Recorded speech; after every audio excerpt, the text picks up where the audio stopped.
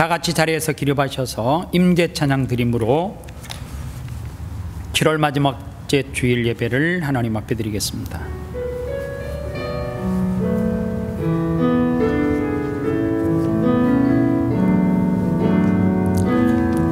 하늘의 문을 여소서, 이곳을 주목하소서. 주를 향한 노래가 꺼지지 않으리. 하늘을 열고 보소서. 이곳에 임재하소서. 주님을 기다립니다. 기도의 향기가 하늘에 닿으니 주여 임재하여 주소서. 이곳에 오셔서 이곳에 앉으소서. 이곳에서 드리는 예배를 받으소서. 주님의 주님의 이름만이, 오직 주의 이름만 이곳에 있습니다. 이곳에 오셔서 이곳에 앉으소서. 이곳에서 드리는 예배를 받으소서. 주님의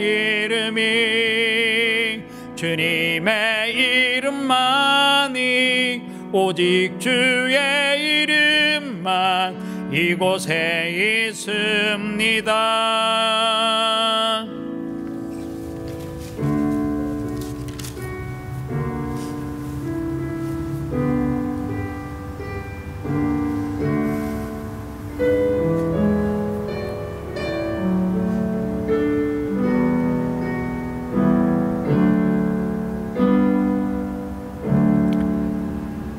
근심하는 자 같으나 항상 기뻐하고, 가난한 자 같으나 많은 사람을 부유하게 하고, 아무것도 없는 자 같으나 모든 것을 가진 자로다. 살아계신 아버지 하나님, 은혜와 사랑을 감사합니다. 지난 한 주간도 우리를 지키시고 믿음 안에서 영적으로 육적으로 건강 지켜주셔서 감사합니다. 여전히 코로나19가 전 세계적으로 수그러들지 아니하고 계속해서 확산되어지고 있고, 이곳 호주 빅토리아 주에서도 연일 400명에 가까운 확진자들이 계속해서 나오고 있습니다. 하나님, 우리의 죄악을 불쌍히 여겨 주시옵시고 우리를 용서하여 주시옵소서. 우리를 코로나19로부터 자유케 하게 하시고 회복시켜 주시어서 하나님 앞에 온 성도들이 나와 예배하는 그날이 속히 올 수 있도록 은혜 베풀어 주시옵소서. 오늘도 현장에서 그리고 온라인을 통해서 예배하는 사랑하는 성도들의 예배를 주님께서 키워가시고 받아 주시옵소서. 예배 시종을 주님께 의탁하오며 거룩하신 예수님의 이름으로 기도합니다. 아멘. 찬송가 44장 찬송하겠습니다. 지난 일에 동안에 예수 인도했으니 주의 전에 모여서 감사 찬송합니다. 가장 복된 이날은 하늘 안식표로다. 가장 복된 이날은 하늘 안식표로다. 주의 공로 힘입어 은혜 주심 빌 때에 화목하게 하시고 죄를 벗어주소서. 세상 걱정 버리고 은혜 받게 하소서. 세상 걱정 버리고 은혜 받게 하소서. 하나님의 이름을 찬송하러 왔으니 모임 중에 계시고 영광 나타내소서. 기쁜 하늘 잔치에 참여하게 하소서. 기쁜 하늘 잔치에 참여하게 하소서. 주의 기쁜 복음을 모두 듣게 하시고 주의 은혜 베풀어 위로하여 주소서. 주님 오실 때까지 이 날 지키리로다.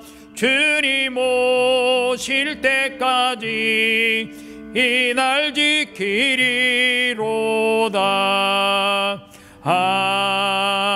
아멘. 사도신경으로 신앙 고백드립니다. 나는 전능하신 하나님 아버지 천지의 창조주를 믿습니다. 나는 그의 유일하신 아들 우리 주 예수 그리스도를 믿습니다. 그는 성령으로 잉태되어 동정녀 마리아에게 나시고 본디오 빌라도에게 고난을 받아 십자가에 못 박혀 죽으시고 장사된 지 사흘 만에 죽은 자 가운데서 다시 살아나셨으며 하늘에 오르시어 전능하신 아버지 하나님 우편에 앉아 계시다가 거기로부터 살아있는 자와 죽은 자를 심판하러 오십니다. 나는 성령을 믿으며 거룩한 공교회와 성도의 교제와 죄를 용서받은 것과 몸의 부활과 영생을 믿습니다. 아멘. 다 같이 자리에 앉으셔서 찬송가 620장 찬송하겠습니다.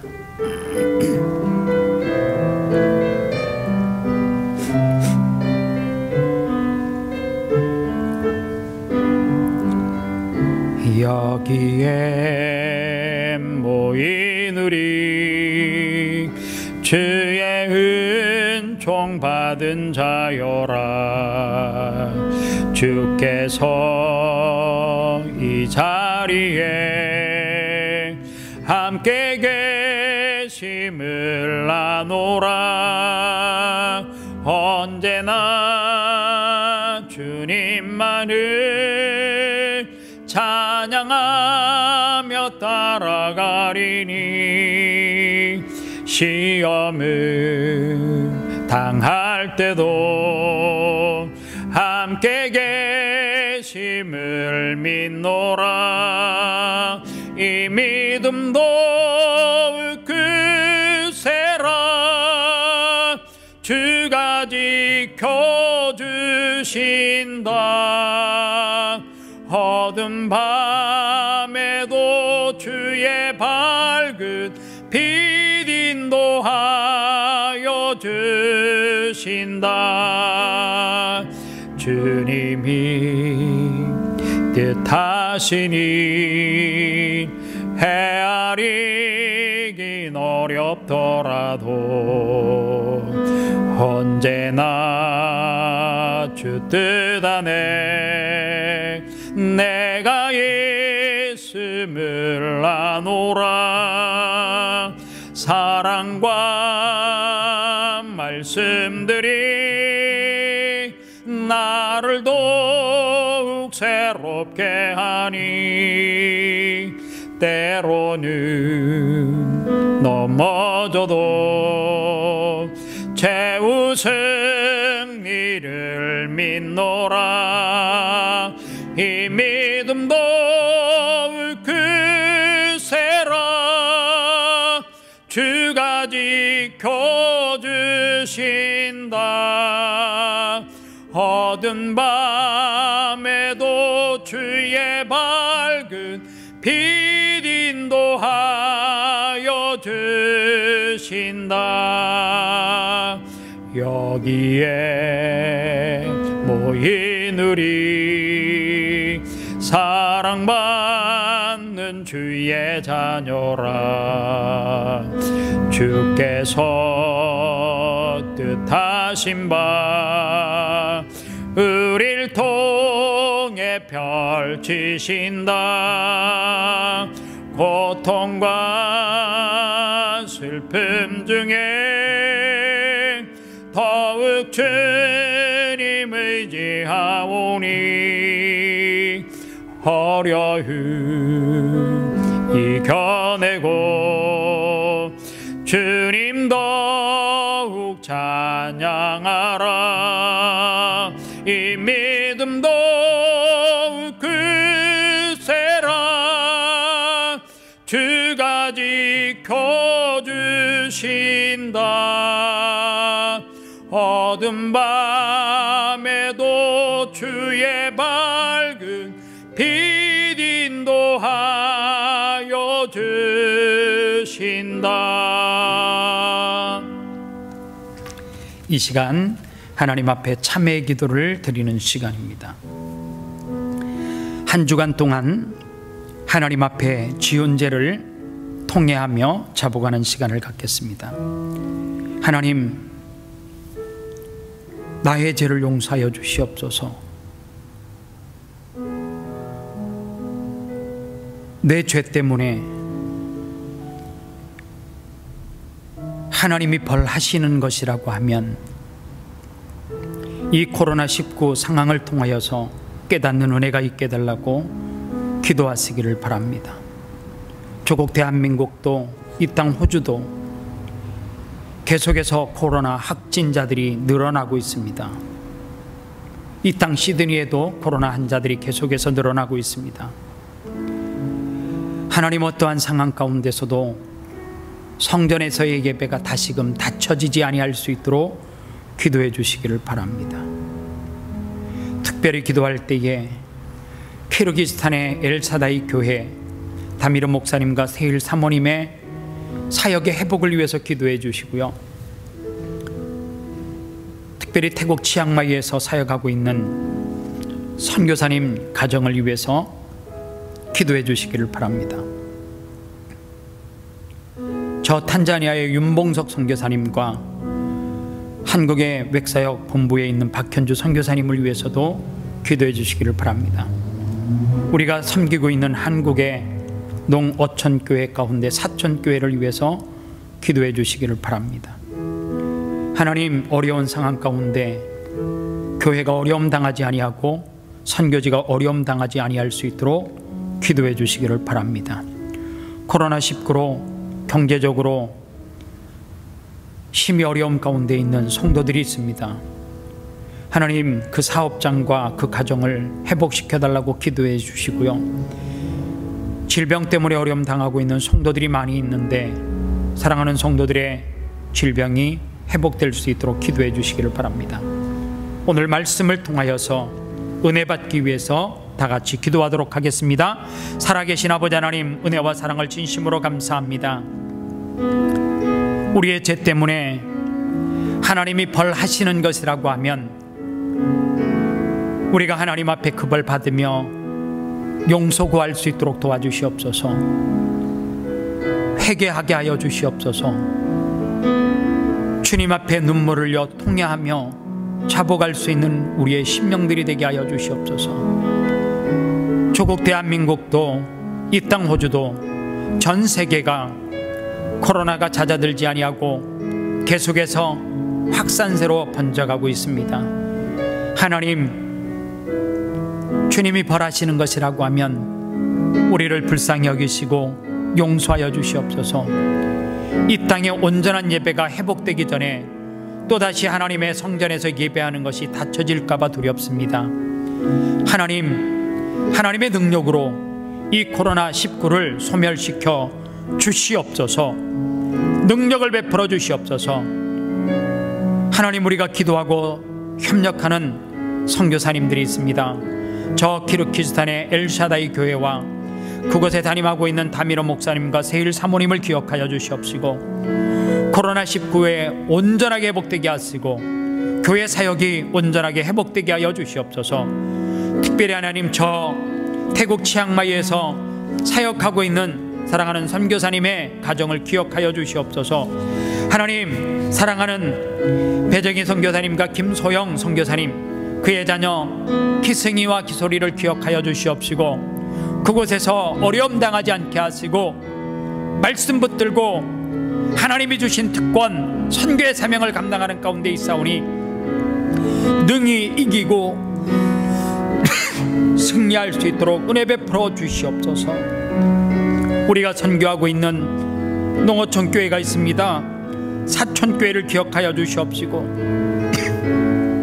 어려운 상황 가운데 교회가 어려움에 빠지지 아니할 수 있도록 목사님과 성도들을 기억하여 주시옵시고 눈물로 기도하여서 그 성전을 세워나갈 때에 하나님의 놀라운 기적의 역사가 나타나게 하여 주시옵소서. 아름다운 교회 성도들 가운데 육신의 질병 때문에 어려움 당하고 있는 성도들이 있사오니 온전하게 회복시켜 주시옵시고 경제적인 하나님의 어려운 상황 가운데서도 용기 내어 일어날 수 있도록 도와주시옵소서. 오늘도 말씀을 통하여서 하나님이 주시는 충만한 은혜를 체험하고 경험하기를 원합니다. 말씀 가운데 사로잡혀 그 말씀이 내 마음밭에 녹아들어 말씀대로 살아가는 능력이 있게 도와 주옵소서. 예수님의 이름으로 축복하며 기도합니다. 아멘. 교회 소식을 알려드립니다. 키르기스탄의 엘샤다이 목사님이 담임 목사인 다미르 목사님과 세일 사모님이 코로나19에서 회복하셔서 병원에서 퇴원하시고 가정으로 돌아가셨습니다. 온전하게 회복하게 하시고 후유증 나타나지 않게 해주시고, 그리고 엘샤다이 교회가 어려운 가운데 있는데 교회의 사역을 세워나갈 때에 어려움 없도록 꼭 기도해 주시기를 바랍니다. 온라인 예배와 현장 예배를 우리가 병행하고 있습니다. 현장 예배는 성전에서 11시에 예배하고요, 참석할 수 있는 인원이 최대 55명까지입니다. 저희 교회 사이즈가 그렇게밖에 안 돼요. 예배를 하기를 원하시는 분들은, 꼭 처음 오시는 분들은 토요일 전까지 영문 이름과 그리고 전화번호를 꼭 미리 알려주시기를 바랍니다. 온라인 예배는 종전처럼 10시와 11시의 1부와 2부로 시간 맞추어서 꼭 드리시면 좋겠습니다. 각 가정마다 신방을 요청하기를 원하시면 지금 가정 방문이 가능하기 때문에 기도 요청이 필요하거나 예배하기를 원하시면 사역자에게 알려주시면 좋겠습니다.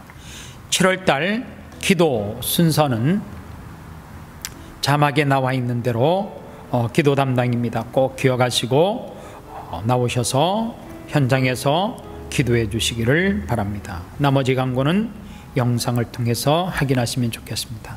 하나님 앞에 드린 예물 위해서 축복 기도하겠습니다. 하나님 아버지, 감사합니다. 이 시간 사랑하는 성도들이 하나님 앞에 정성을 다하여서 귀한 예물을 드렸사오니 이 물질을 주님께서 기쁘게 받아주시옵시되 삶 가운데 30배, 60배, 100배의 열매가 그들의 기업 가운데 주렁주렁 맺힐 수 있도록 축복하여 주시옵소서. 성경의 말씀대로 심는 대로 거둔다라고 하였사오니 11조를 심고 감사의 물을 심고 선교의 물과 월드비전 컴패션 비전하우스 헌금, 주일헌금과 하나님 특별히 마음에 소원이 있어서 소원 예물을 드린 사랑하는 성도들을 기억하시고 주일헌금을 드린 사랑하는 성도들을 기억하셔서 축복하여 주시옵시되 마르지 않는 샘과 같은 축복을 허락하여 주시옵시고 그 가문이 잘되는 축복을 경험하며 살아가게 도와주시옵소서. 이 물질을 사용할 때에 드린 목적대로 선교의 물은 선교하는데 구제의 물은 구제하는 곳에 드린 목적대로 귀하게 사용될 수 있도록 도와주시옵시되 이 물질이 사용되어지는 곳에 그 영원히 살아나는 놀라운 기적의 축복의 예물 되게 하여 주옵소서. 예수님의 이름으로 축복하며 기도합니다. 아멘. 다 같이 자리에서 일어나셔서 하나님의 말씀을 받겠습니다. 하나님의 말씀은 창세기 21장 8절로 13절 말씀까지입니다. 구약성경, 제가 가진 성경은 26페이지입니다. 찾았으면 한 목소리로 같이 읽겠습니다. 아이가 자라매 젖을 떼고 이삭이 젖을 떼는 날에 아브라함이 큰 잔치를 베풀었더라. 사라가 본즉 아브라함의 아들 애굽 여인 하갈의 아들이 이삭을 놀리는지라. 그가 아브라함에게 이르되 그 여종과 그 아들을 내쫓으라. 이 종의 아들은 내 아들 이삭과 함께 기업을 얻지 못하리라 하므로 아브라함이 그의 아들로 말미암아 그 일이 매우 근심이 되었더니 하나님이 아브라함에게 이르시되 내 아이나 내 여종으로 말미암아 근심하지 말고 사라가 내게 이런 말을 다 들으라. 이삭에게서 나는 자라야 내 씨라 부를 것임이니라. 그러나 여종의 아들도 내 씨니 내가 그로 한 민족을 이루게 하리라 하신지라. 이는 살아계신 하나님의 말씀입니다. 아멘. 자리에 앉겠습니다. 오늘 저는 창세기 21장 8절로 13절 말씀을 가지고 특권이라고 하는 제목으로 하나님의 말씀을 증거하겠습니다. 요즘에는 아이 엄마들이 자녀를 낳고 모유 수유를 얼마나 먹이는지는 모르겠습니다. 얼마나 먹이실까요? 이스라엘 백성들은 아이를 낳은 다음 젖을 아주 오랜 기간 동안 먹였다고 합니다. 부녀를 먹이는 사람은 대부분이 없고 대개 모유를 먹이는데 굉장히 오랜 시간 모유를 먹입니다. 저는 어렸을 때에 어머니의 젖을 얼마나 먹었는지 기억은 없습니다. 그런데 제 바로 밑에 동생은 아주 극성 맞아서 징그러울 정도로 젖을 오래 먹었던 것으로 제가 기억을 합니다. 이스라엘 아이들은 보통 어느 때까지 젖을 먹느냐 하면 3세에서 4세까지 젖을 먹는다라고 합니다. 한국 나이로 말하면 4세에서 5세까지 젖을 먹습니다. 한참 뛰어다니다가 배가 고프면 엄마 배고파 그러면서 엄마의 가슴을 풀어 헤치고 젖을 빨고 그리고 나서 다시 나가서 뛰어놀 정도의 아이들이 엄마의 젖을 먹는 것으로 유대인들은 유명합니다. 성경에서는 모유를 얼마까지 먹이라 라고 하는 것은 아마도 없습니다. 그런데 그들의 풍토나 관습, 습관 그리고 전통이었는지는 모르겠지만 그들은 오랫도록 그렇게 먹였습니다. 왜냐하면 그들은 유목사회였기 때문에 한 곳에 오래 머물러서 사는 것이 아니라 계속해서 초목을 따라 이동하는 삶을 살았기 때문에 그랬던 것 같아요. 한국에 아이가 태어나면 100일이라고 하는 이 기념일이 있습니다. 이 100일이라고 하는 것은 뭐냐 하면 우리가 100일 잔치를 한다라고 했을 때 100일 동안 살아있으면 앞으로 살 가능성이 아주 크다라고 해서 100일 잔치를 하는 거예요. 그리고 100일이 지나고 난 다음에 첫 돌 잔치를 굉장히 크게 해요. 이 첫 돌은 이제 비로소 살았구나 라고 하는 의미가 있고 그 옛날에는 첫 돌이 지나야지만 그 아이에게 정식적으로 이름을 주어졌다라고 그렇게 합니다. 이 유대인들은 4세에서 많게는 5세까지 젖을 먹였던 그 이유가 뭘까? 유목생활은 불안정한 생활입니다. 그러다 보니까 아이들이 어려서 많이 죽기도 하고 그래서 그런지 성경에 보니까 그 아이가 이제 젖을 뗄 때에 어떤 일을 하느냐 하면 우리로 말하면 100일이나 첫돌처럼 큰 잔치를 베풀어요. 오늘 성경 8절 말씀에 보니까 아이가 자라매 젖을 떼고 이삭이 젖을 떼는 날에 아브라함이 큰 잔치를 베풀었더라 이렇게 성경은 말하고 있습니다. 비로소 살아있는 존재로 인정을 받는다는 거예요.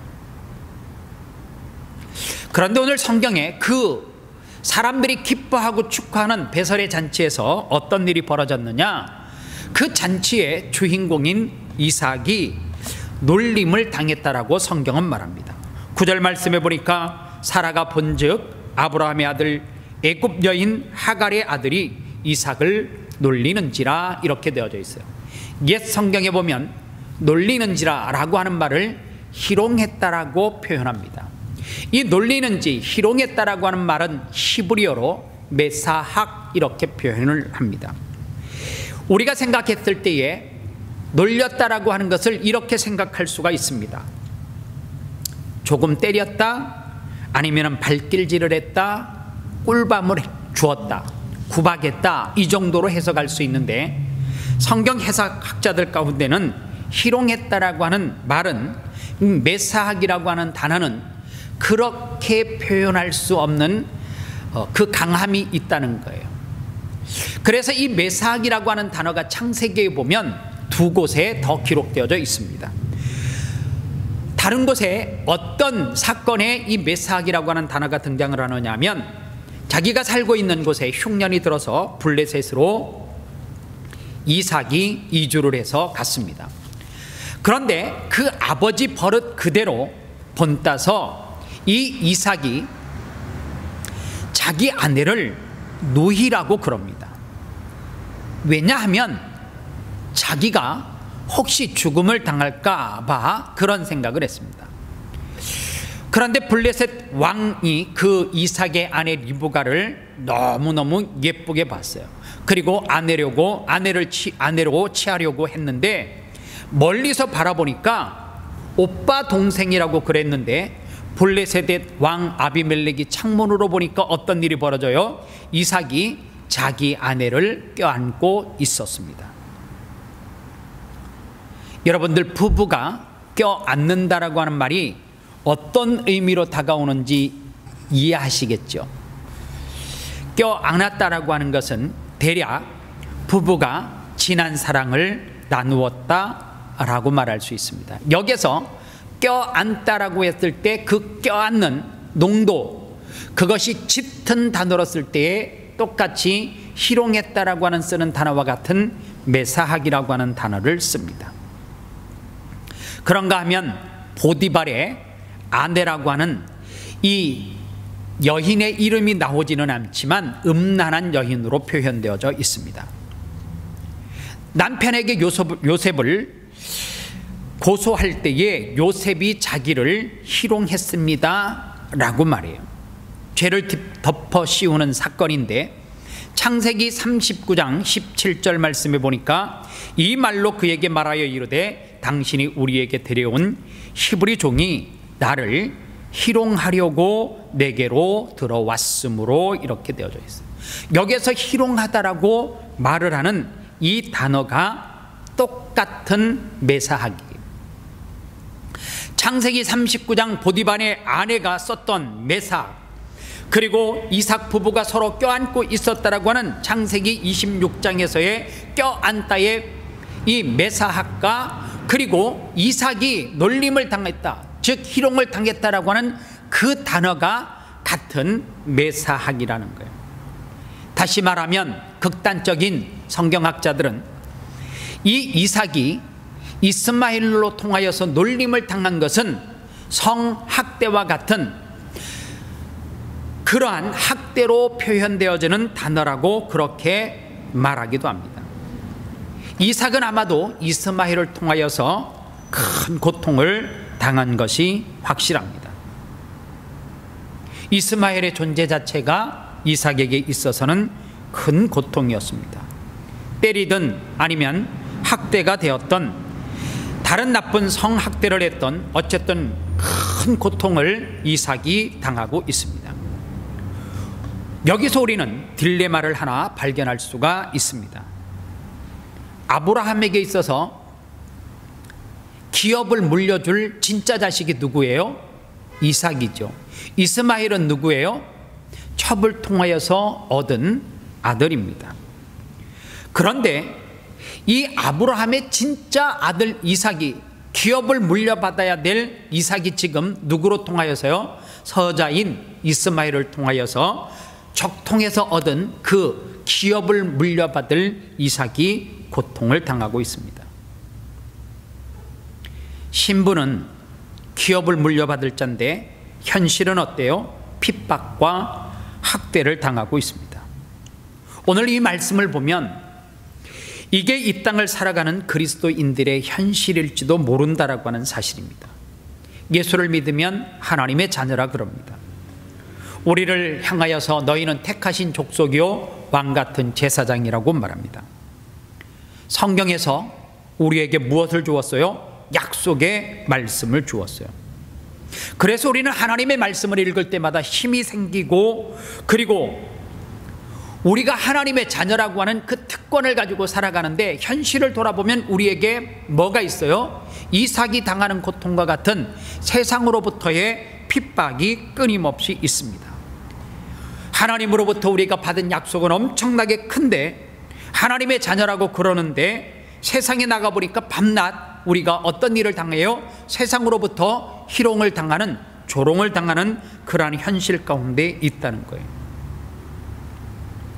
예수를 믿는 사람들이 이 땅을 살아갈 때, 세상으로부터 희롱을 당할 때 우리가 어떤 자세로 서 있어야 되는가, 그런 측면에서 오늘 성경 본문을 좀 살펴보면 좋겠습니다. 그리고 우리가 이 땅에 살아가는 동안 이삭처럼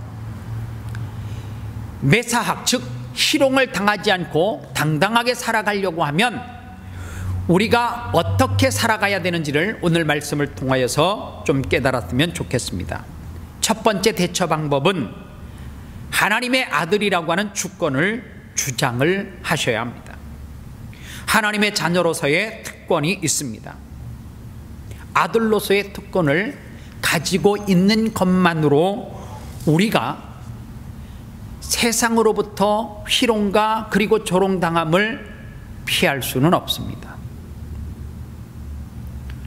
우리가 하나님의 기업을 물려받은 자지만, 그 하나님의 기업을 물려받은 자들은 어떻게 살아가야 돼요? 그 특권을, 그 권리를 주장하는 것이 아니라 그 권리를 사용할 줄을 알아야 돼요.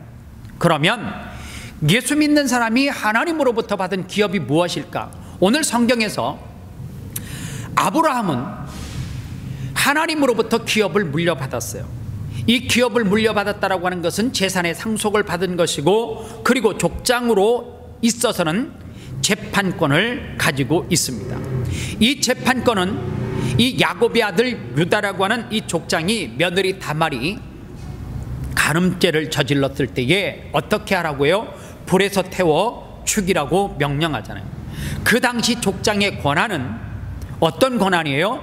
죄를 지으면 그 사람을 죽일 수 있는 권한까지 가지고 있었습니다.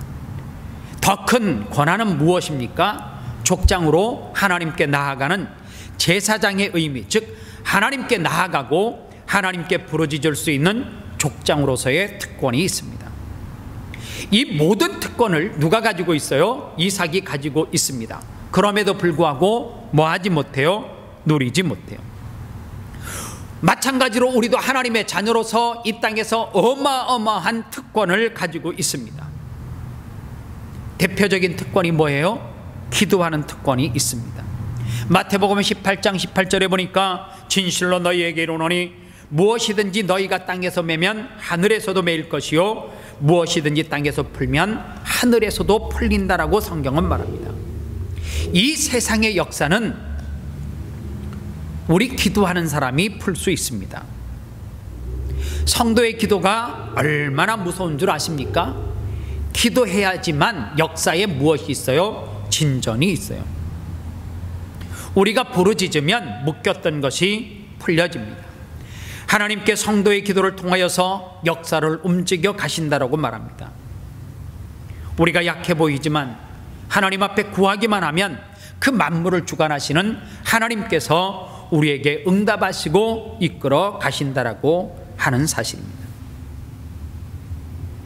예수를 믿는다고 하면서 기도하지 않는 것은 특권을 누리지 못하고 밤낮 종의 아들에게 얻어 터지는 일을 살 수밖에 없어요. 우리가 힘이 얼마나 대단한 것 같잖아요. 그런데요, 저는 가끔 그런 생각을 해요. 성도들이 밤에 자다가 가위에 눌리면 자기의 힘으로 일어날 수 없대요. 우리가 마귀와 1대1로 싸우면 이길 것 같아요? 당연히 지죠. 이삭이 이스마엘과 1대1로 싸우면 이삭이 이길 것 같아요? 못 이기죠. 그러면 이삭이 이스마엘을 이길 수 있는 방법이 뭐예요? 적통 아니에요? 기업을 물려받을 자 아닙니까? 그러면 누가 있어요? 아버지가 있잖아요. 누가 있어요? 어머니가 있잖아요. 내가 지금 이스마엘을 통하여서 이렇게 고통당한다라고 외치는 순간 그 문제가 해결이 돼야 안 돼요. 해결이 한 방에 돼요. 우리가 그렇기 때문에 문제 앞에 하나님 앞에 기도하면, 하나님 앞에 구하면 하나님께서 우리의 그 답답한 문제를 해결해 주세요, 안 해주세요? 반드시 해결해 줘요. 왜 우리가 마귀와 싸워서 지느냐? 기도하지 않기 때문에 그래요. 기도할 때 어떻게 해야 돼요? 때로는 사탄 마귀를 향하여서 나가라고 선포해야 돼요. 명령해야 돼요. 물러가라고 크게 외쳐야 돼요. 공격적인 기도, 전사로서의 기도가 필요하다라고 하는 사실입니다. 그런가 하면 하나님께서 우리에게 주신 특권이 무엇인가? 제가 생각하는 두 번째 특권은 선교예요. 선교가 우리에게 특권이란 말이에요. 우리가 부르는 찬송가 가사 속에서 주 내게 부탁하신 일 천사도 흠모하겠네, 화목해 하라신 구주의 말씀을 온 세상 널리 전하세 라고 하는 가사가 있습니다. 천사가 우리 인간을 향하여서 가장 부러워하는 것이 뭔 줄 아십니까? 전도의 사명, 선교의 사명이에요. 하나님께서 천사에게 어떤 정보, 인포메이션만 주라고 그랬지 복음 증거하는 사명을 천사에게 맡긴 적이 없습니다. 그러니까 천사가 못하는 것이 뭐예요? 전도를 못해요. 예수 믿으라고 전도는 누구에게만 맡겨주신 거예요? 인간에게만 맡겨주신 거예요. 그래서 인간이 전도할 수 있어요. 이 일은 천사가 흠모하는 일입니다. 주에게 부탁하신 것 일, 복음을 전하는 것 천사가 흠모하는 거예요. 얼마나 귀중한 것인지 모릅니다. 우리가 그 특권이 무엇인지를 몰라요. 여러분들 선교사들을 보면 아무나 선교 나가는 것 같죠? 그렇지 않습니다. 선교가 개방되어져 있는 것 같으나 누구나 나갈 수 있는 것이 아닙니다. 선교는 누가 가냐? 하나님이 허락하신 복받은 사람만 가는 것이 선교예요. 반대로 아직까지 선교 못 간 사람은 지지리도 복을 못 받는 사람입니다. 왜 그게 맞다라고 밖에 해석할 수 없느냐 하면, 우리 교회에서 협력하고 있는 배정희 선교사님과 김소영 선교사님 가정, 평신도 선교사님 가정이 있어요. 그의 자녀가 기승이와 기솔이에요. 제가 이 가정을 깊이 오래도록 교제하고 아는 것은 아니에요. 우리 교회에서 어느 날 동생을 만나러 왔다가 예배를 하게 되어졌고 잠깐 이야기하는 가운데 평신도 선교사라고 하는 것을 알았어요. 그리고 이번에 이 가정에 대해서 조금 알면서 제가 충격을 받았어요. 이 부부는 한국에서 살면 이 네 식구는 참 행복하게 살 수 있는 가정이더라고요. 왜냐하면 선교사님 남편과 아내가 한국에서 학교 교사로, 학교 선생님이었어요. 여러분들 한국에서 교사의 이 교사라고 하는 이 직업이 그래도 보장된 직업인 거 아시죠? 부부가 교사로 일하게 되어지면 그 자녀 교육뿐만 아니라 평균 이상의 삶을 살아요.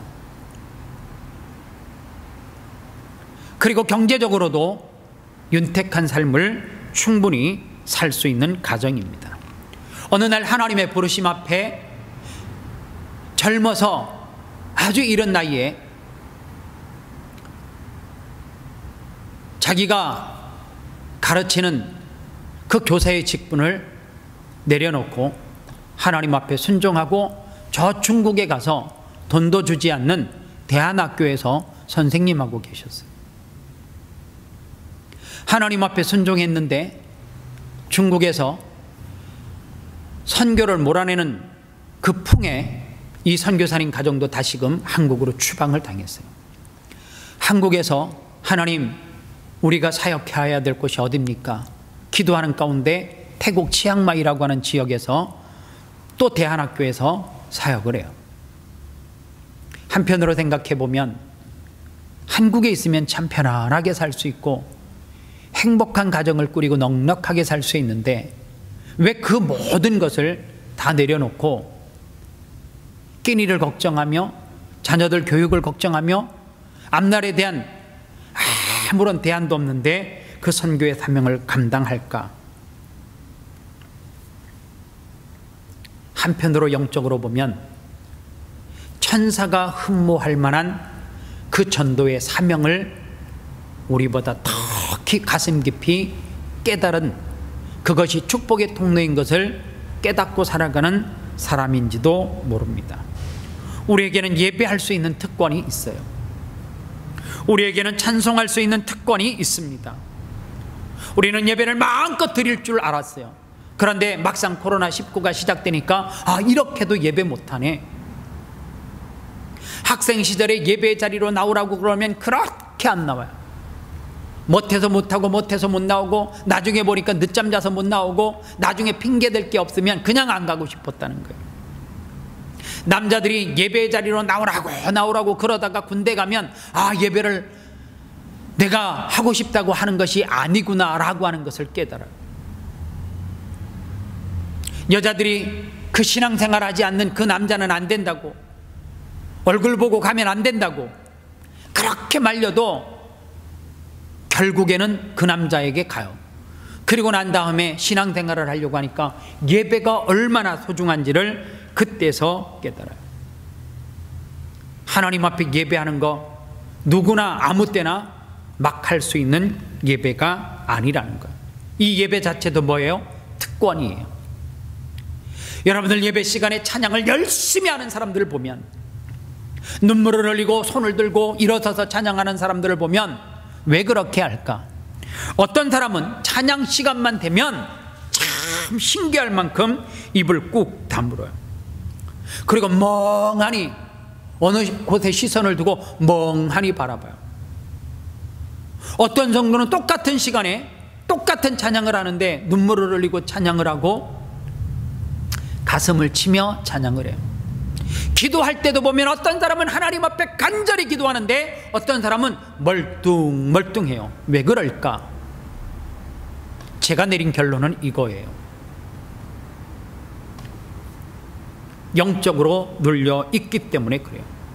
영적으로 눌려 있기 때문에 내 입술이 닫혀 있고, 영적으로 눌려 있기 때문에 내가 큰 소리로 찬양하고 싶어도 찬양이 나오지 아니하고, 영적으로 눌려져 있기 때문에 기도해야 되는 시간에 하나님 앞에 부르짖고 선포하는 기도를 하지 못하더라는 거예요.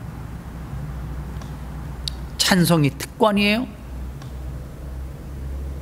여러분들 찬양하다가 목이 상해 본 적 있으시죠? 기도하다가 목이 쉬어 본 적이 있으시지 않습니까? 그때 나 이제 찬양 안 해야지, 목 쉬면 안 되니까, 나 이제 큰 소리로 기도 안 해야지. 왜요? 목이 쉬니까. 그래서 안 하시는 거예요? 제가 성악을 하는 사람들을 보면 가끔 가다가 마음이 아픈 사람들이 종종 있어요. 대개 교회는 예배 시간이 뭐 저녁에 하는 것보다 새벽에 하거나 아니면은 언제 해요? 아침에 하잖아요. 성악하는 사람에게 일부 예배 때 찬송가를 한 곡 불러달라고 하면 이러는 분이 계셨어요. 저는 죄송한데 오전 10시 넘어가기 전에는 노래를 안 한대요. 저는요 새벽에도 하고요, 불러주면 아무 때나 다 큰 소리로 해요. 저는 아침 7시에도 찬양할 수 있고요, 새벽 4시에도 찬양할 수 있고, 1시에 깨어서 노래하라면 할 수 있어요. 왜요? 하나님이 내게 주신 특권이기 때문에.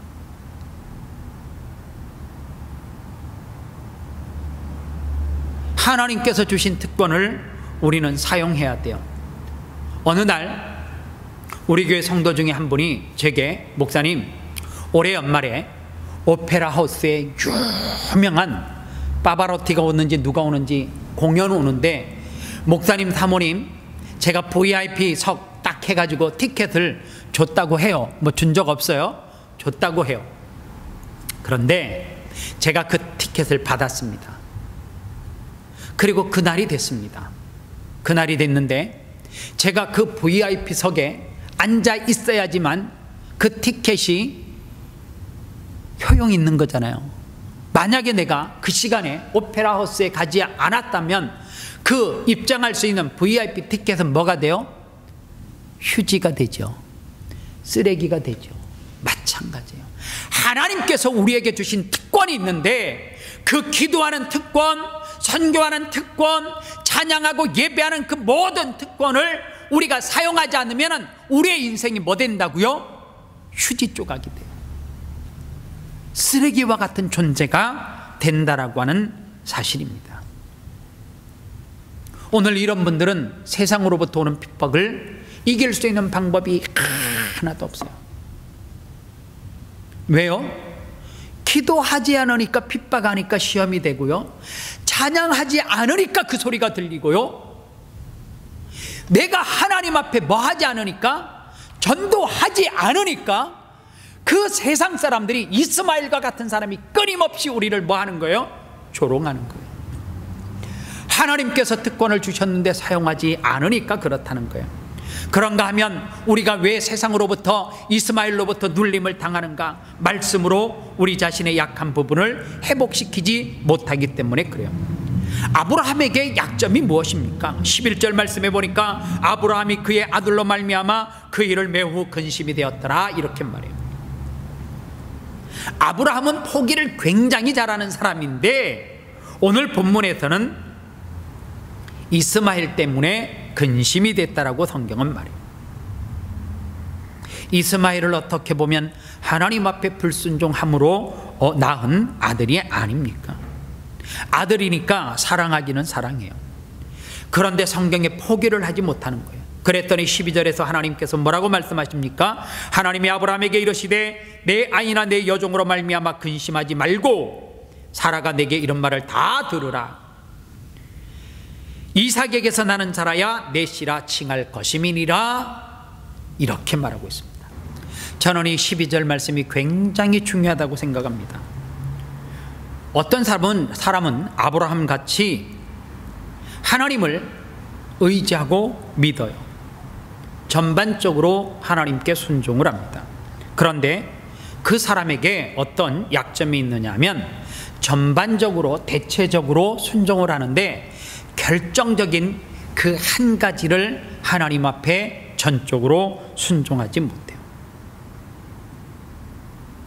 하나를 포기하지 못해요. 어떤 사람은 다 순종하는데 무엇을 못해요? 불신자인 남자친구를 포기하지 못해요. 그래서 자기 인생을 망치는 사람이 있습니다.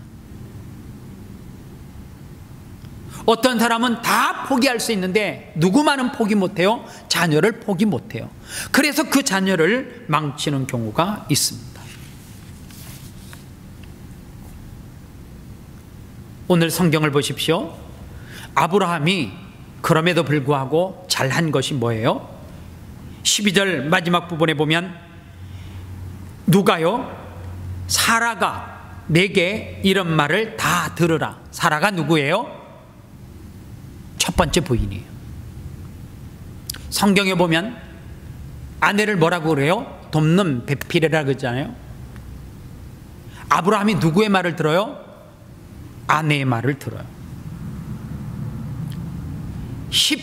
그리고 14절의 말씀에서 아브라함이 아침에 일찍이 일어나 떡과 물 한 가죽 부대를 가져다가 하갈의 어깨에 메어주고 그 아이를 데리고 가게 하니, 이렇게 되어져 있습니다.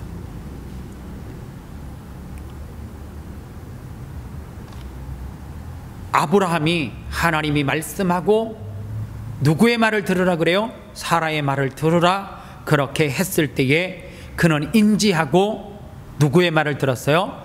하나님의 말씀으로 통하여서 그 돕는 배필인 사라의 말을 듣기 시작해요.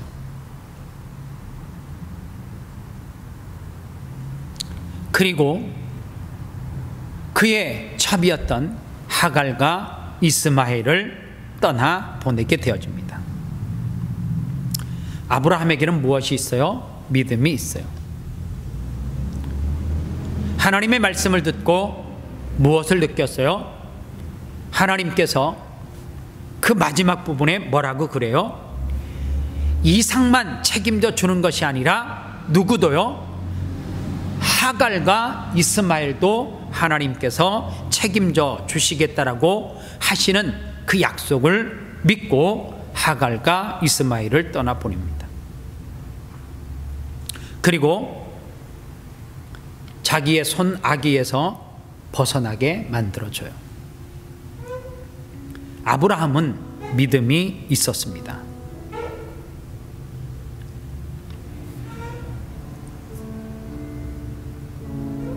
인간의 정을 가지면 안 돼요. 그게 믿음이거든요.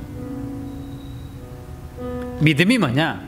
하느님이 자르라 그러면 잘라내는 것이 믿음입니다. 내 보내라 그러면 내 보내는 것이 믿음이에요. 하나님 앞에 이렇게 결단하는 것이 굉장히 중요합니다.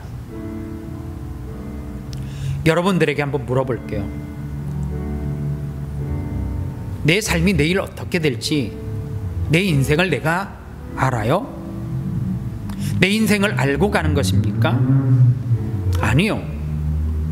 내 인생을 알아서 내일을 사는 것이 아니라 내 인생의 내일을 모르지만 어떻게 하는 거예요? 믿고 가는 거예요. 주님이 가라 그랬잖아요. 그러면 우리는 어떻게 하면 돼요? 믿음을 가지고 가면 돼요.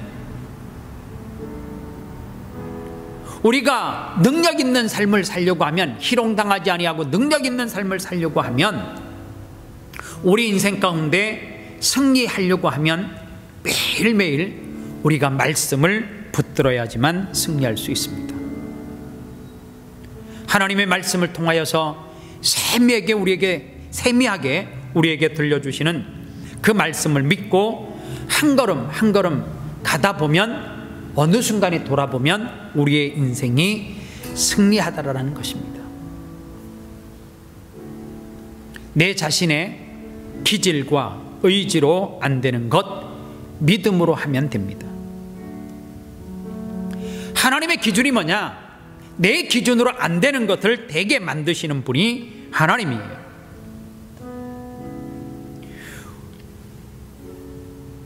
우리는 말씀에 순종하면서 가라고 하면 믿음을 가지고 가기만 하면 됩니다. 말씀 없이 내 기질로 살고 말씀 없이 내 의지로 살면 밤낮 우리의 인생이 어떻게 살아가는 줄 아십니까? 다람쥐 쳇바퀴 돌듯이 계속해서 도는 인생을 살아요. 왜 작년보다 올해 내 신앙에 변화가 없었고 성장이 없었을까? 다람쥐 쳇바퀴 돌듯이 순종할 부분만 순종해요. 마지막 그 한 가지를 내려놓아야 되는데, 말씀을 통해서 하나님 앞에 맡겨야 되는데 맡기지 아니하고 어떻게 살아가요? 주저주저해요. 말씀은 뭐 하라 그러는데 전적으로 순종하라 그러는데 우리는 어떤 결단이 없어요? 목사님, 신앙생활을 5년, 10년, 20년, 30년 했는데 내 신앙에 성장이 없습니다. 왜 성장이 없을까요? 하나님 앞에 전적으로 나를 의지 아니하고 하나님을 전적으로 의지하며 다 내려놓고 하나님 앞에 맡기고 말씀 의지하여서 순종하면서 저벅저벅 걸어가셨습니까?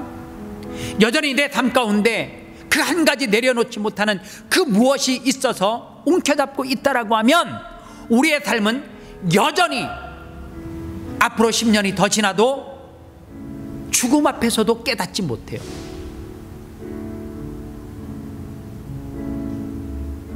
하나님의 말씀 앞에 순종하는 인생은 시간이 지나면 커져요. 시간이 지나면 지날수록 순종하는 인생은 큰 인생을 살아요. 세상으로 비유되어지는 이스마엘이 끊임없이 우리를 공격할 거예요. 세상은 끊임없이 우리를 공격해요. 그럴 때 우리가 어떻게 살아가야 되느냐? 아들로서의 특권을 주장해야 돼요. 주장만 하는 것이 아니라 그 특권을 우리가 말씀을 통하여서 선포하고 나갈 때 하나님께서 우리의 삶 가운데 역사하신다라고 하는 사실입니다.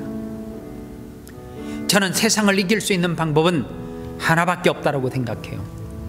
하나님께서 우리에게 주신, 자녀에게 주신 그 특권, 예배하는 특권, 기도하는 특권, 선교 전도하는 특권, 이런 모든 특권, 하나님 앞에 찬양하는 특권을 오늘 이 시간 이후로부터 누리시기를 바랍니다. 남이 열정적으로 찬양할 때 뭐가 그렇게 마음에 안 드시는지는 모르겠지만, 무슨 잡생각이 그렇게 많으신지는 모르겠지만, 멍하니 먼 산 바라보듯이 입 꼭 다물고 있지 말고요, 목이 터져라 찬양하고, 목이 터져라 기도하고, 하나님 앞에 내 생명 예배하다 죽겠다라고 하는 그 의식을 가지고 하나님 앞에 예배할 때에 하나님은 우리의 삶 가운데 길을 여세요. 그리고 승리하게 만드십니다. 오늘 이 말씀을 준비하면서 제가 한 주간 내내 불렀던 찬양이 있습니다. 주가 보이신 생명의 길 찬양하겠습니다.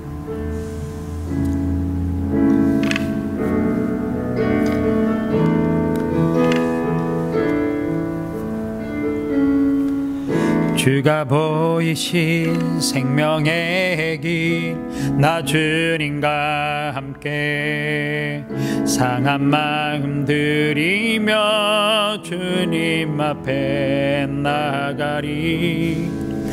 나의 의로움이 되신 주 그 이름 예수, 나의 길이 되신 이름 예수.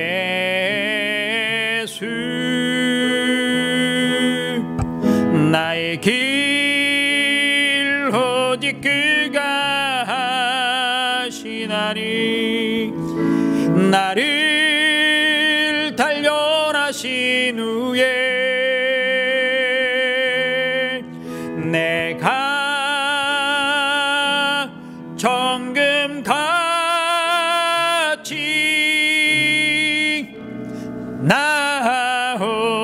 나오리라. 주가 보이신 생명의 길, 주가 보이신 생명의 길, 나 주님과 함께 상한 마음을 들이며 주님 앞에 나아가리. 나의 의로움이 되신 주 그 이름 예수, 나의 길이 되신 이름 예수. 나의 길 오직 그가 하시나니, 나를 단련하신 후에 내가 정금같이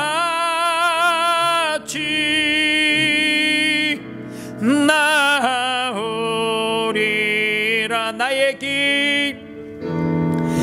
나의 길 오직 그가 하시나니, 나를 단련하신 후에 내가 정금같이 나오리라.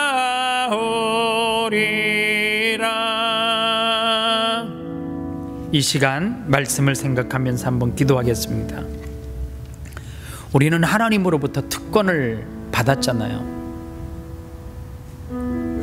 하나님의 자녀라고 하는 특권이 있잖아요. 그 특권을 왜 수장시키십니까? 사용하셔야죠. 이 위기 때 더 기도하고, 이 위기 때 더 하나님 앞에 예배하고, 이 위기 때 더 하나님 앞에 큰 소리로 찬양하고, 이러한 위기 때 하나님의 살아계심을, 코로나19를 봐라, 마지막 때 하나님이 일하시는 것을 증거하는 왜 선교자적인 사명을 우리가 살지 않아요? 너무나 나태하지 않습니까? 너무나 영적으로 죽어있지 않습니까? 기도하지 않고 예배하지 않고 찬양하지 아니하고 코로나19에 움츠려가지고 하나님의 자녀들이 아무것도 할 수 없는 특권을 누리지 못한다라고 하면 우리는 결국에 세상에 짓밟혀서 흔적 없이 사라질 거예요. 하나님, 내게 주신 특권을 하나님 선포하고 누리겠습니다. 증거하겠습니다. 결단하면서 다 같이 기도하도록 하겠습니다. 살아계신 아버지 하나님, 감사합니다. 이 시간 하나님 앞에 기도합니다. 하나님, 우리 믿음의 성도들이 하나님께서 허락하신 그 특권을 누리게 하여 주시옵소서. 하나님의 자녀라고 하는 특권을 누리고 살아가게 하여 주시옵소서. 하나님 자녀에게 주신 아버지 하나님의 기도의 특권, 하나님 자녀에게 주신 예배의 특권과 찬양의 특권과 하나님 자녀에게 주신 전도의 특권을 하나님 선포하고, 그리고 그 선포하는 말씀대로 우리가 삶 가운데 살아가는 놀라운 역사가 있게 하여 주시옵소서. 그리하여서 이 위기 가운데 하나님의 살아계심을 증거하게 하여 주시옵시고, 이 위기 가운데 하나님의 놀라운 역사가 우리의 삶 가운데 함께함을 경험하며 깨달을 수 있도록 도와주시옵소서. 예배할 수 없는 날이 온다라고 했는데 지금이 예배할 때가 아니라 마지막 하나님 앞에 예배할 수 있는 기회요, 마지막으로 하나님 앞에 예배할 수 있는 때임을 영적으로 알게 하시고, 하나님 어떠한 상황 가운데서도 하나님 앞에 예배하는 특권을 잃어버리지 아니할 수 있도록 은혜 베풀어 주시옵소서. 사랑하는 자녀들이 이 특권을 누림으로 말미암아 세상 가운데 믿음으로 승리하는 역사가 있게 하여 주옵소서. 예수님의 이름으로 축복하며 기도합니다. 아멘. 다 같이 자리에서 일어나셔서 교회 찬양 부르고 축담으로 예배를 마치겠습니다.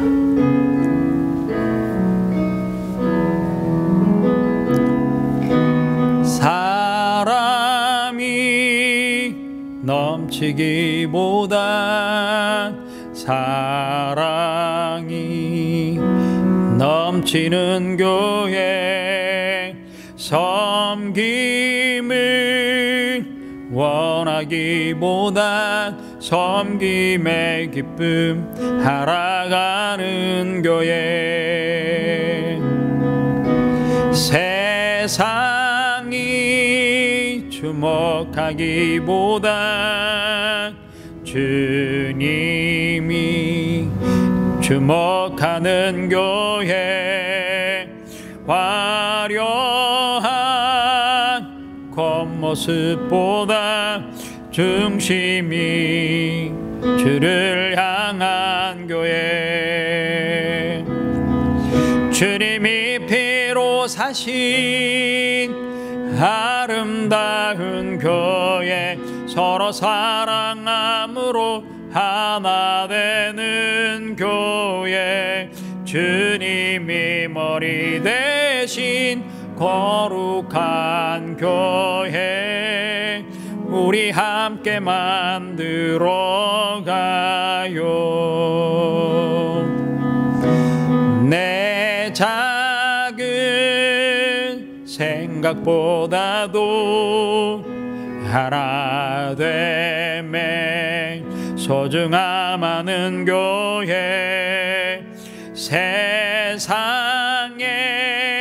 알려지기보단 서로가 서로 깊이 아는 교회, 주님이 피로 사신 아름다운 교회, 서로 사랑함으로 하나 되는 교회, 주님이 머리 대신 거룩한 교회, 우리 함께 만들어 가요. 주 예수 그리스도의 은혜와 하나님 아버지의 사랑과 성령님의 위로교통 충만 역사하심이, 하나님으로부터 받은 특권을 선포하고 외치고 부르짖어 세상에 짓밟히지 아니하고 하나님 자녀로 당당하게 살아가기를 원하는 사랑하는 성도들 머리 위에 그들의 가정과 기업과 아름다운 교회와 이 나라와 조국 대한민국과 코로나19로 고통하는 전 세계 확진자들 머리 위에 이제로부터 영원토록 함께 계실지어다. 아멘.